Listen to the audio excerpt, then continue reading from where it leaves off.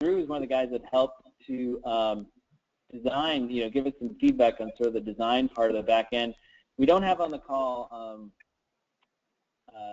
David Willis, who's an aerospace engineer from UMass Amherst, and the two ladies who designed the site, helped us design the siting, work for Westwood and EDP Renewables here in the Twin Cities. So I would love to have them on here. But what you're going to see a pretty cool version 1, or version beta, or version A of a pretty amazing simulator that Tom, who's on the phone here, who works for White Box Learning, did all the programming, and I tried to find as many experts as I could to sort of help him make it as authentic as possible.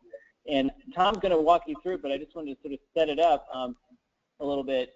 KidWind had been trying to find anybody to try to build a simulator like this for a long time, and then sort of we got connected with Tom and Graham from White Box Learning, and they have built pretty amazing simulation environments for lots of different things like gliders and cars and houses and things like that, and said, hey, maybe we could build a wind turbine simulator. And I said, sure, I'd love to do that, and didn't know what I was getting myself into. It's a lot of detail, but they have built something that is pretty amazingly awesome, actually, and it's so deep that I don't even know what half the right answers are and how it works and all that kind of stuff. So I just wanted to give everybody a little bit of a, if you never used the software before or wanted to see what it can do, this is more to sort of introduce you to what it can do, and then hopefully people can play with it and give us feedback. What Tom and I are really interested in right now is, hey, does that work? Does that work good? Does that work well?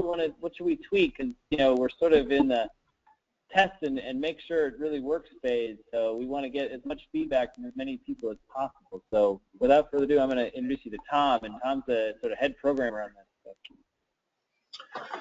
Okay, hello everyone. My name is Tom Robertson. I'm actually the founder of White Box Learning, and I just want to give you just a couple of minutes of my background, only because it's relevant here. But I'm a mechanical engineer by training. Spent 5 years at General Motors. Got into a field called knowledge-based engineering, which is kind of a fancy term for engineering and programming. Spent another 8 years or so at Airbus. And so I've got some experience in both automotive and aerospace engineering. The only reason I bring that up is because all the applications that we've developed, and certainly this one, are all based on the same technology that I've used at GM and Airbus and places like that. So what you're going to see is realistic engineering, and so that's the only reason I bring that up. I think that's important, especially with the NGSS standards calling for engineering and all of that. It's important that you recognize that this isn't just some fancy simulation. This is real engineering stuff. Now, Andy mentioned here a minute ago that he had trouble on the engineering screen, so I wanted to spend a moment on this. When you first log into the app, you'll see a very temporary looking page like this. But down here in this lower left-hand corner, you see Unity mode. If plugin is selected, then you actually have to have the Unity web player installed. I can send a separate email with Mike maybe to show you how to do that, but you can also just select WebGL, and if you select WebGL, you should be able to run this without the plugin. It'll just run with some of the more advanced features of HTML5 and all that good stuff. But the deal with WebGL is you've got to have a fairly recent computer with decent RAM and all that kind of stuff. So hopefully that'll work fine for you, but if you're playing with the software, just be aware that you've got to pick one of these two. I would suggest you try WebGL before you dive into the plugin. So that said, the first thing we'll do is we'll jump into research. All of our applications are comprised of really the following sections. We have research. There's an engineering section. As we engineer, we're building up to enter things into a competition. There are outputs for print templates, STL files, things like that, and then there's a build and test section that takes you through all the details of building and testing a physical model. But the kids would start out in research, and they'd go over here to this tree, and there's all sorts of background materials in the application that you'll see here. I don't want to spend a whole lot of time on this, but it's good content. It's relevant. It's really relevant content with regards to what you're about to get into. There are quizzes built in as you go. Design specifications. This for this application, the objective is to design a wind turbine and place it on a wind farm such that over the course of a year you would collect 700 kilowatt hours of energy. And your objective is to meet that energy requirement at the lowest possible cost. And the costs are all listed here on the screen for the kids to see. And then there may also be some design constraints with regards to the blade and the number of blades and all of that. These specifications are editable by the teacher in what we call the Teacher Control Center, which I'll show you briefly later on.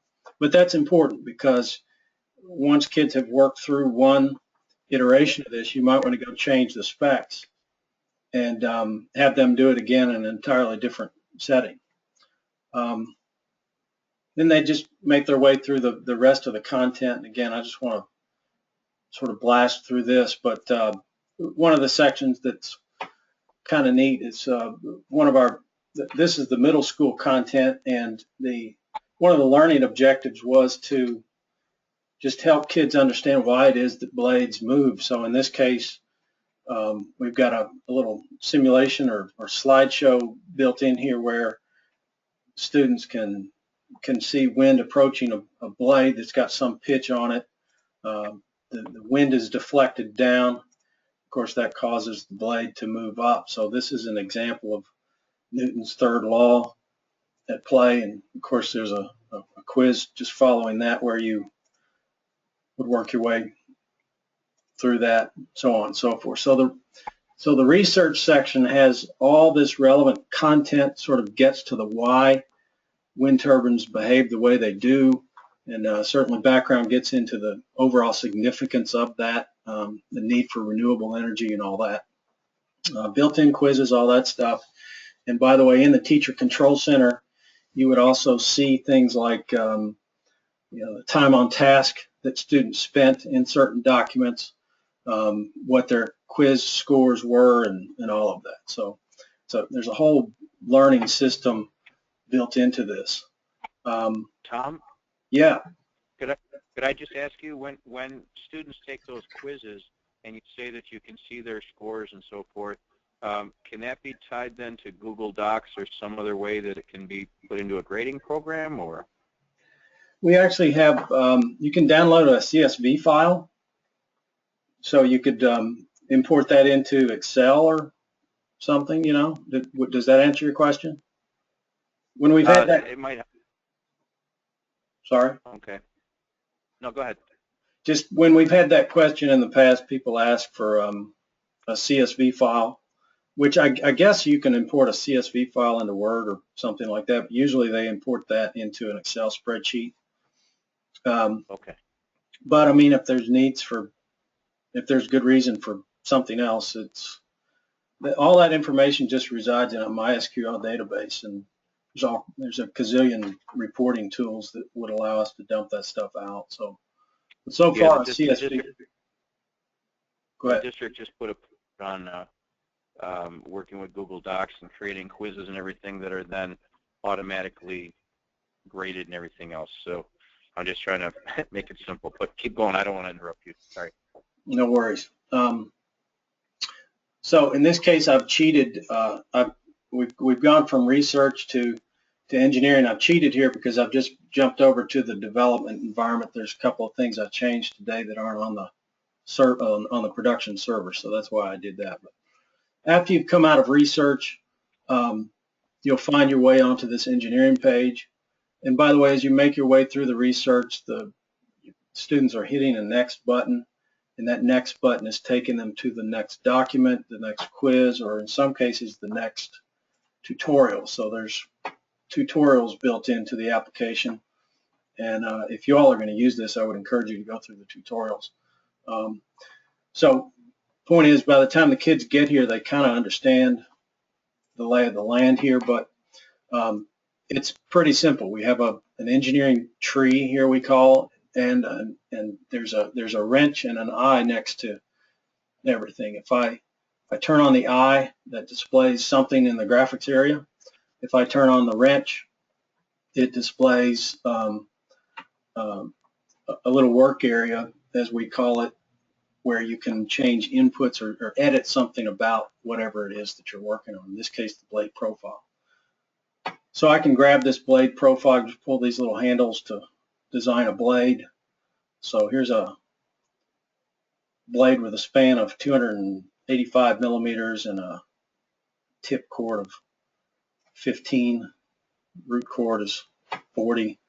I can make this a simple or a complex blade. If it's a complex blade, I can grab these little handles and do all sorts of interesting things. Reset it, whatever. Here's a screen for blade pitch and twist. So we can move this thing around. I'm changing the pitch here, and the twist is moving with the pitch. So here I'm obviously adjusting the entire blade. I'll give this blade a pitch of 9.5 and maybe a twist of a -5 degrees. Actually, just to show off a little, I'll make this a little more drastic.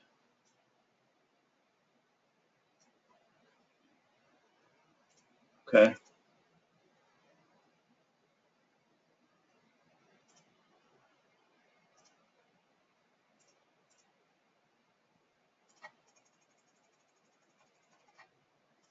So in very short order, we've got a 3D model of our blade, and you can see from that this is, it's got, you can see the pitch on it, but you can also see that it's got a pretty significant twist on it as well. So it didn't take much to do this, but there's a lot of really sophisticated curved surface solid modeling operations going on in the background. And that's one of the benefits of using software like this, especially I'd say in science classes, because I would imagine you all don't really have time to teach kids how to use a sophisticated CAD system. We have all of that built in. It's just that we make this easy enough to use that you can get to a model like this super quickly. And it really is that easy. So we've got a legitimate blade. There's our blades on an assembly. I can change this to 8 blades or 3 blades or whatever. I'm going to change my pitch back to something a little more reasonable.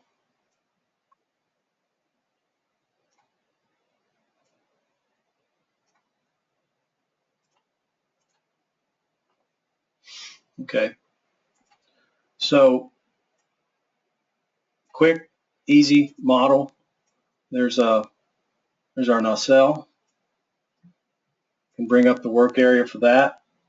Change my gear ratio to 4 or 2 or whatever. It's my tower. So in almost no time, we've got a legitimate, full-blown KidWind wind turbine with 3 nice blades, etc. What I would do now, go down into the analysis tools, select the wrench, and now I've got this power tool, and I can see here I can select from wind speeds of 2 to 12 meters per second, and get all this information about the wind turbine. The power of this wind turbine at 2 meters per second is a little over 1 watt. You can change this to 12, and it's almost 4. The actual simulation at 12 would be an exploding KidWind turbine with the parts blowing out the back, but Tom didn't know how to simulate that for me, so. Fair enough.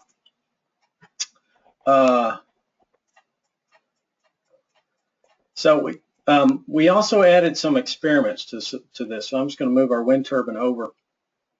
So these experiments, and all of this stuff, by the way, we're going through this very quickly. But if the kids are making their way through the research documents, what they're working with, these mechanical outputs and electrical outputs, all this stuff makes more sense to them if they've spent their time in the research materials. Same deal with this wind experiment. Here what we want them to do, and they would do this right after they've gone through the section in the research content on wind speed. But in this experiment, we would want them to use these tools to calculate power at various wind speeds. So here in this case, I've got a wind power of 0.32 watts at 2 meters per second. So I just enter that manually.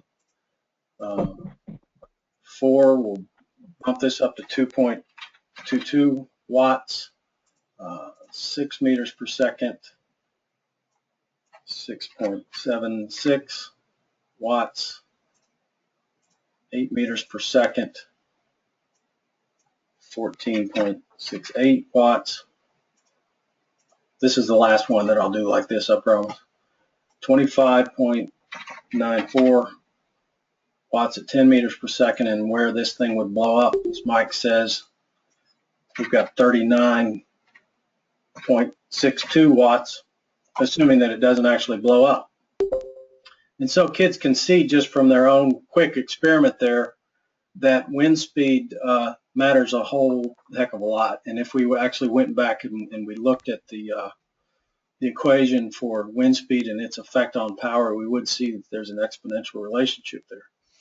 So, and we've got other experiments.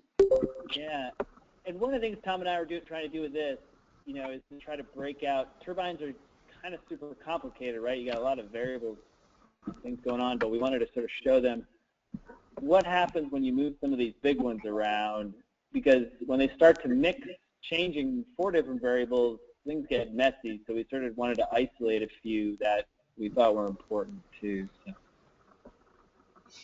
So these were pretend power outputs at various wind speeds, or are these close to something that, at least along the way, you guys had already tested? So the back end of the model, Andy, just so you know, I collected a lot of data using the KidWind turbines, but the input was, I was sort of driving the drivetrain with the drill, and I could calculate my RPM and a number of other factors, and I gave that to Dave, and he sort of built a model. So the data you're seeing there with those blades and that wind speed are based in reality in some respects. Now, are they totally, would you get, put those blades on a KidWind turbine and stick it in 12 meters per second and get 39.62 watts? Probably not. But directionally, they're pretty accurate, we think. And as we sort of keep playing with it, Dave Willis, he actually has a new version. He has a bunch of KidWind turbines in his shop and he's been playing, so he's been refining the model. And I think over time, we'll see these numbers get tighter and tighter as the model's refined. So, I mean, I'm just trying to keep up right now with the conversation. So he just basically, this is just for the purpose of showing us what the graph looks like as you start to record scores in the power windows?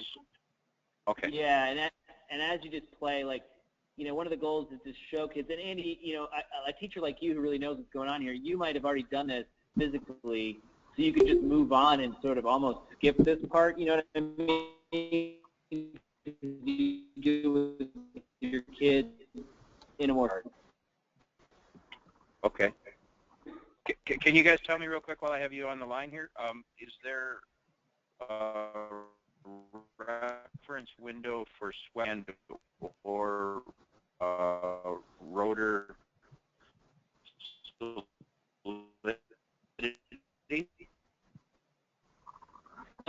In the experiment so much, Andy. Okay. All right. Wow, I couldn't hear any of that. Can you all still hear me okay? I hear you. I can. Okay. I can't hear you all very well, so I'll just I'll keep going, and maybe Mike can address the questions. He'd be better at it than me anyway. I'll do the best I can here.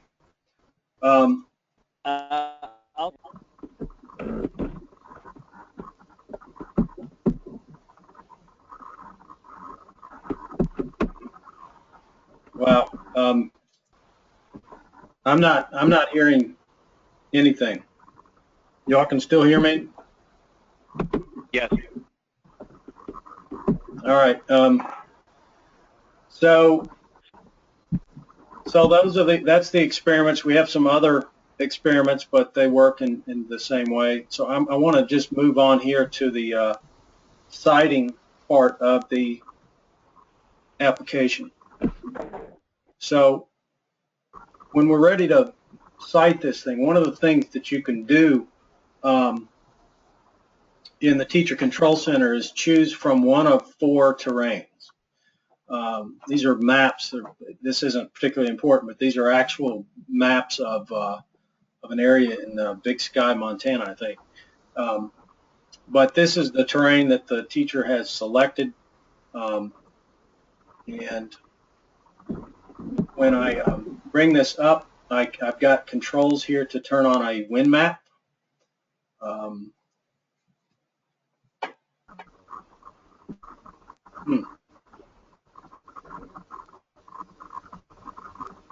Guys, I'm going to log out and log back in. I don't know if I've got an internet connectivity issue here or what, but that's not working very well.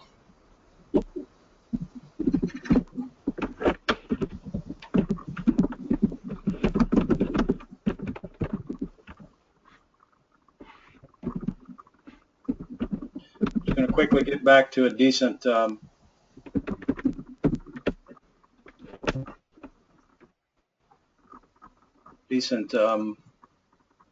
blade.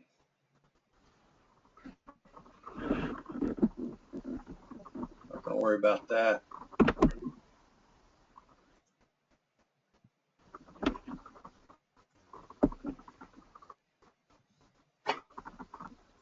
Okay, so hopefully we're back to a decent looking turbine.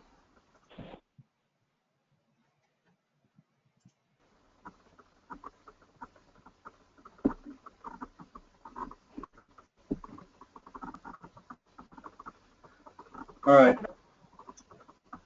So what I've done now is I can show a wind map. So this is obviously a multi-color map that shows us the different wind speeds on this terrain. I can also make it transparent so that I can see some of the features below it. The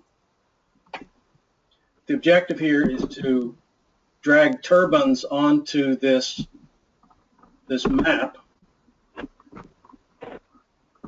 So there's a wind turbine. I like that spot. Here's another wind turbine. Let's say I'll put it right here.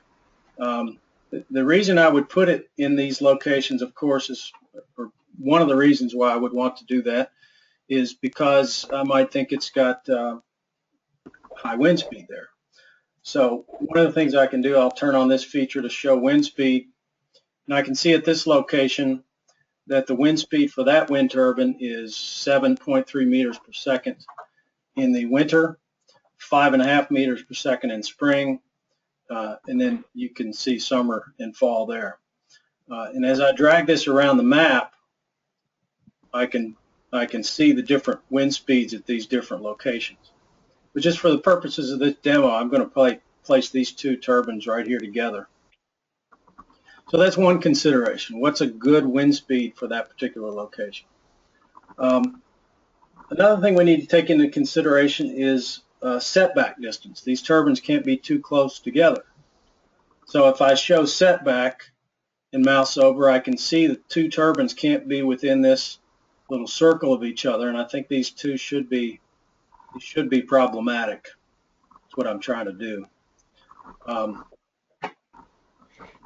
Now, as I'm doing this, I want to turn on energy and cost graphs. Since I've placed two turbines, there are two bars showing up over here. And what this is showing me is that the potential annual energy production for each one of these turbines is about 23 kilowatt hours. That's the potential. Now, at the moment, there's no actual, of course. The reason there's no actual is because we're not finished yet. We also have to design roads. So I can go click on this feature over here to design a road, and I'll attach that turbine to a road. I didn't mean to do that. Start that over. So this turbine is now attached to a road. I can daisy chain these together, so I'll attach these two turbines together. You can see down here that our costs have gone up. There's a cost of just placing the two turbines, but there's also a cost associated with the access road that you can see. I'm still not finished. I have to connect these two turbines to the substation. So again, I'll daisy chain them together and then connect them to this substation. Now I've placed two wind turbines and I've designed access roads and substation lines for both of them. So you would think that they would actually be able to produce energy, but they aren't. And the reason they are not is because they are too close together. So if I move this one out of the way, we should see something happen. Okay. So now the actual energy for this first wind turbine just shot up. And the actual is equal to the potential in this case. But we can see that the other one isn't doing very well at all. And the reason for that has to do with the wake. So I can go back over here, I click on show wake and apply. I can see what is happening here is that the wake from the first wind turbine is killing the production of the other wind turbine. So when we've got this up, now you can see that the colors of the wake correspond to the seasons in this scene here. So anyway, it's just another thing that we have to take into consideration as you place these wind turbines. We first have to consider wind speed. We have to consider the setback with respect to other wind turbines. One of the things I forgot to mention is that we have to obviously consider all these other features. You know, the houses and their buffers. This is a road and its buffer. You've got water and buffers. And this is pretty realistic. Mike hooked us up with some really great siting engineers that helped us do all of this, and this looks an awful lot like what they actually do. So, for example, if I were to place a turbine down here, we'd see the potential energy go way up because the wind speed down here is quite good. But we'll have to incur some costs associated with designing a road here because we've got to cross over some water, and there's also a cost associated with the substation line. So, but anyway, that sort of gives you a sense of what we would do. We'd go ahead and we'd place 15 wind turbines around this map, or perhaps not. However many wind turbines we need to actually meet the minimum energy requirements of this particular challenge. And then when we were finally ready, we just go to the file system and we save our design. I'm actually going to skip over that and just take you straight to the competition where I have 2 designs already saved. So what you would do here is if you saved your design, well, why not? I'll just go ahead and do that. I can do that. Call this KidWind 3. So I would save and enter the competition. Go into the competition, and I see my design KidWind 3 here and staged. I suppose I can go ahead and select that. I'll make that contender 1. And I'm going to go pick this one over here and call it contender 2. Now, if you're using this in your classroom, you'd see all kinds of different designs in here. There's a top 10 list here. You'd have 10 or I can pick the top 25, top 50, 100. And that populates very, very quickly, especially if you're in a district and there's lots and lots of kids on here. And believe me, kids come back to this over and over again. So there'd be lots and lots of designs to choose from. So I'd select those 2, click on Start. In this case, the 2 turbines look just alike. But you can see the turbines placed on the map. They're spinning, indicating the wind speed at those different locations. This energy production graph is showing us what's happening through the 4 different seasons and the 2 designs. And then at the end, we get all sorts of statistics on the 2 different designs, whether they're in spec or not, what they cost, what their annual energy production is, the power at different wind speeds, average wind speed, maximum wind speed, and so on and so forth. So there's nothing here really that gives away why one design would perform better than another, but there's lots of information here for kids to develop their own theory about why one design works better than another. And the whole idea then is for them to go back and act on that theory. Engineering is an inherently iterative process, so what we really want we want to encourage kids to do that, and it's through this competition that we're able to compel them to go back and do this 50 or 100 times, and they do. The other things I would show you are outputs. All the while there is a design specifications document. In this case, for the crummy design that I just created, we're out of spec because we're nowhere near the minimum energy level. We only placed 3 turbines, and 2 of them were terrible. You can also download STL files to 3D print the blade, and so on. So that's really it for the application in a nutshell. If anybody can hear me, or if I can hear them, are there any questions that I can answer before I move on to Teacher Control Center? Yeah, this is Mike here. If you can't hear Tom, you can ask me any questions. Yeah, this is incredible. This is unbelievable stuff. You don't count, Andy. You're a wind geek, so we know that. The competition part's pretty amazing.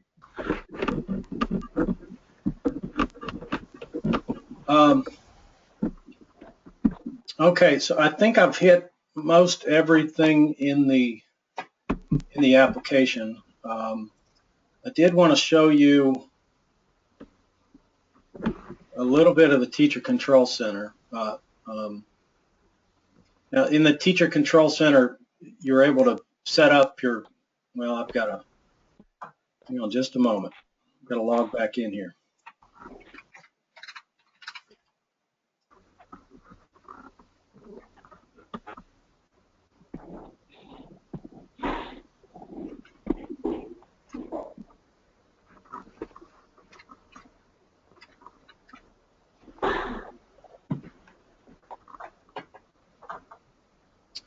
I don't want to spend too much time on this.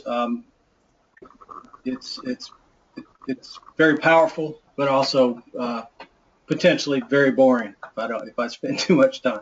But basically, the Teacher Control Center is a place that allows you to set up your classrooms. You can set up a class and generate as many student IDs as you need for that class. You go into a class and you assign the different activities, in this case just KidWind 2.0 to a class. These are your student IDs and so on. The main thing I want to show you is the monitoring tools. Just know that in the Manage section you can set up class, you can assign activities, you can change specifications, you can create custom specifications and assign it to different classes so that kids have a totally different challenge and so on and so forth. These monitoring tools, though, are kind of special, so I wanted to jump over here. What I'm going to show you here is this is a real teacher. We're looking at their gliders application for an engineering class. This is a science teacher teaching an engineering class. We drill down in here, and what you can see here are all the different reading materials. So this corresponds to the research materials that I showed you. Here are all the quizzes and worksheets that are available in that application. Here are all the tutorials. And what this is recording is the amount of time that student spends in those materials, how many times they went back to it. Remember I talked about the fact that engineering is an iterative process and that we want to use competition to compel them to go back and do this stuff over and over again. And so when we see students going back to these research materials over and over again without being asked to, that's telling us that the process is working. She's done well on her quizzes and worksheets and so on. Down here you also see a performance chart, and in this chart, again, this is flight time, or this is the gliders application, and what we're looking at is the number of iterations that we've gone through. So when we talk about engineering being an iterative process, you can certainly see that this person is iterating quite a lot, but she's also, her flight time is increasing over time.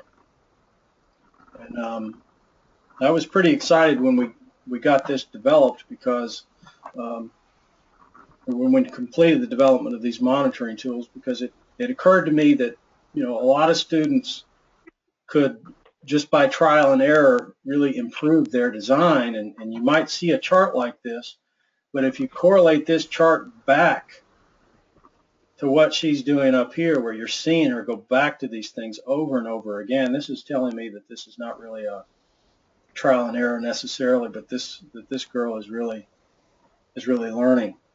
And this is available in the KidWind application and in all of them, and that is part of the system. So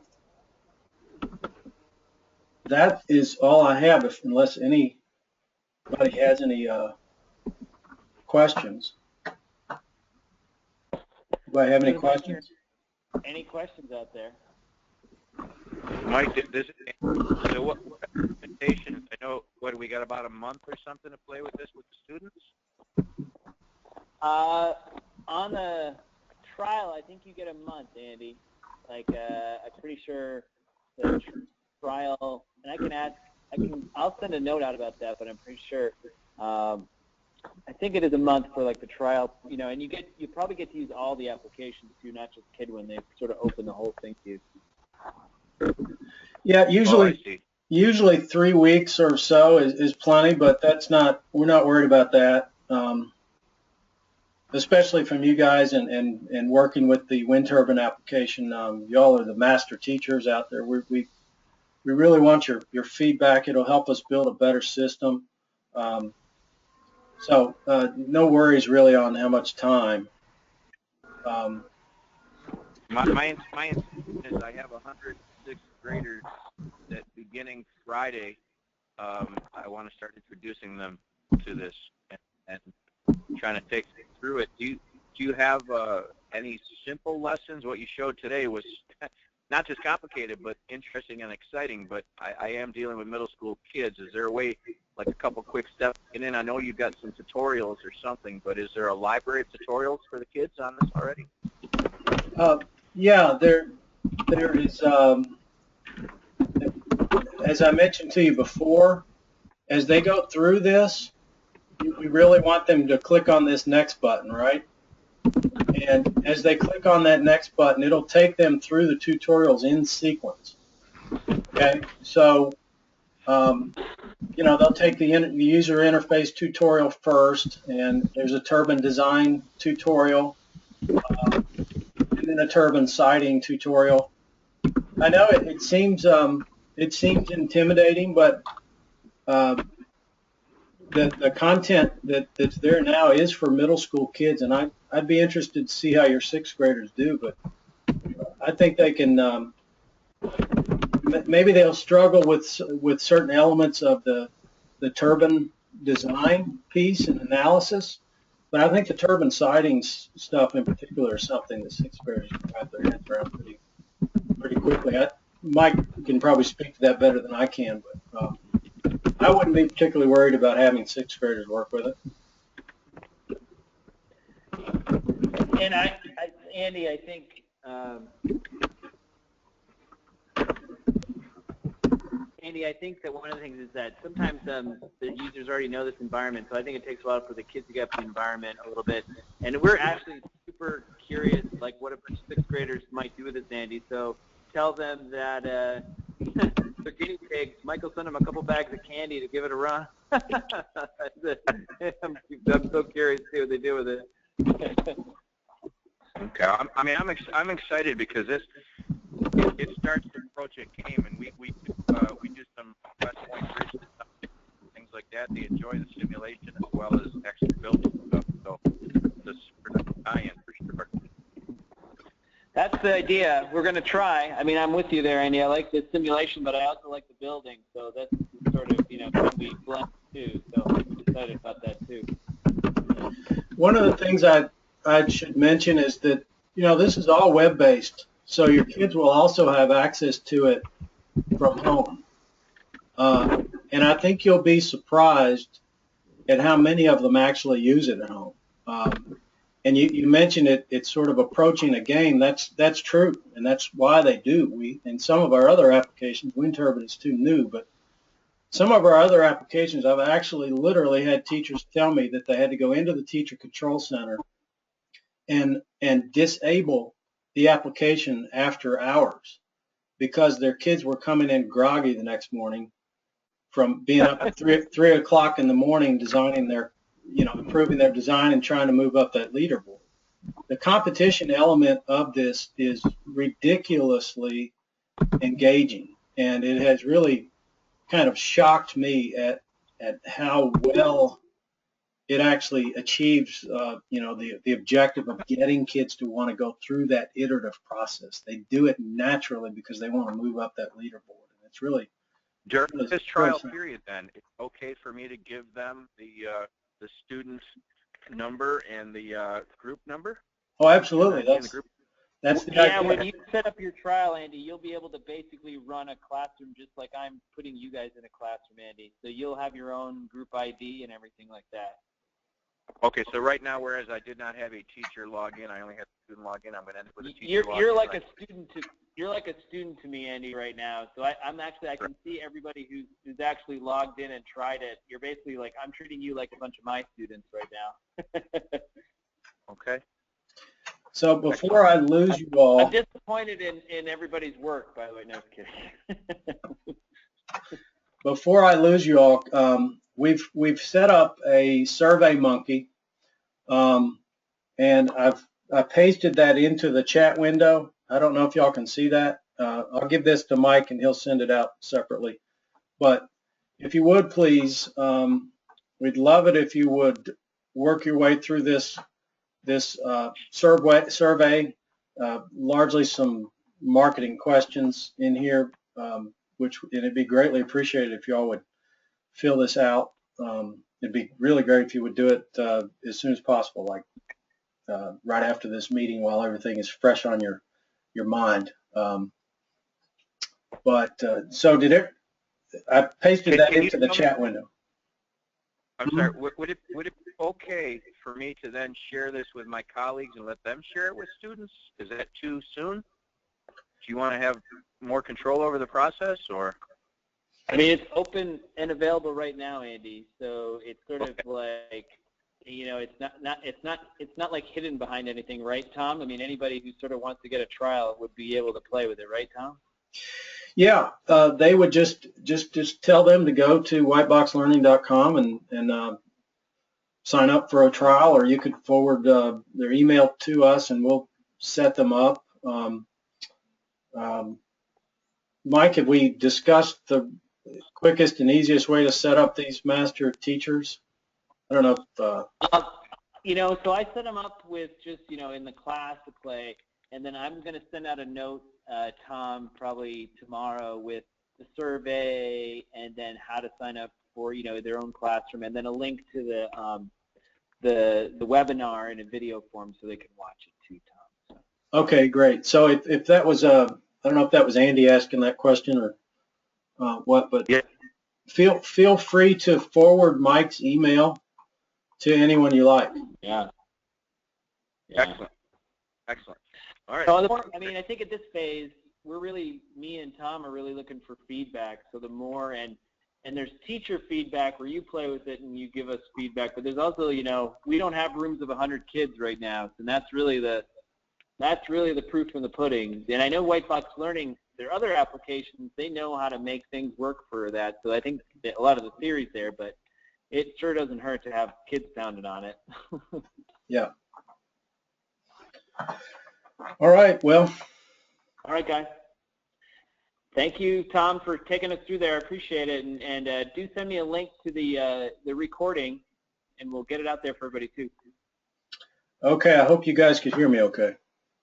I heard yeah. fine. Thank you very much. Good. Thank you.